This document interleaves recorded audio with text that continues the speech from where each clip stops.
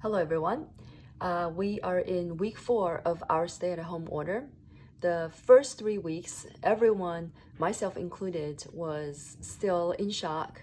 No one wanted to talk about business. But this week, I'm starting to have people interested in learning what a recovery might look like. At this point, any talk of a recovery is a guess at best, especially the current one that's predicated upon a vaccine. But I did speak to some friends who are brokers for a long time, and some friends who are research people in finance. Overall, some of the big banks, are calling for the economic output to contract by 10% this year. In terms of real estate market, 911 and 2008 are the two obvious comparisons. Most people think the current crisis, is more akin to 911. 9/11 took the market 4 months to recover. 2008 took 2 years. We have to see how quickly unemployment goes down this time. So we definitely have the downward pressure on the economic front, and also the foreign buyers who just can't make the trip. But any downward pressure is going to be met with inventory.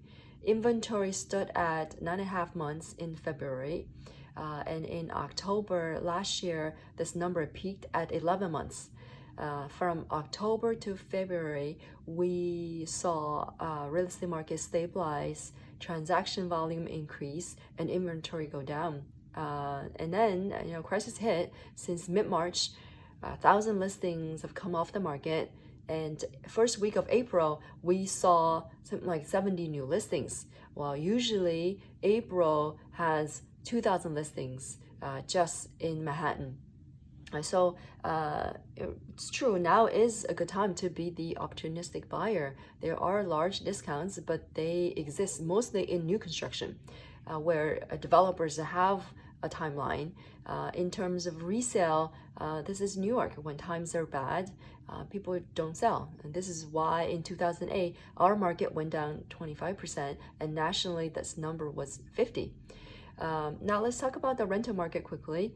I manage quite a few rental apartments on behalf of my absentee landlords, and we were worried, with the 90-day moratorium on eviction proceedings.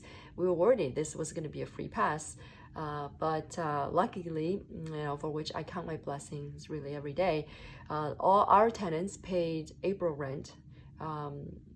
And data shows, all 69% of all tenants paid some rent in April versus the normal 80 to 85%. So people are being civil in our great city of New York.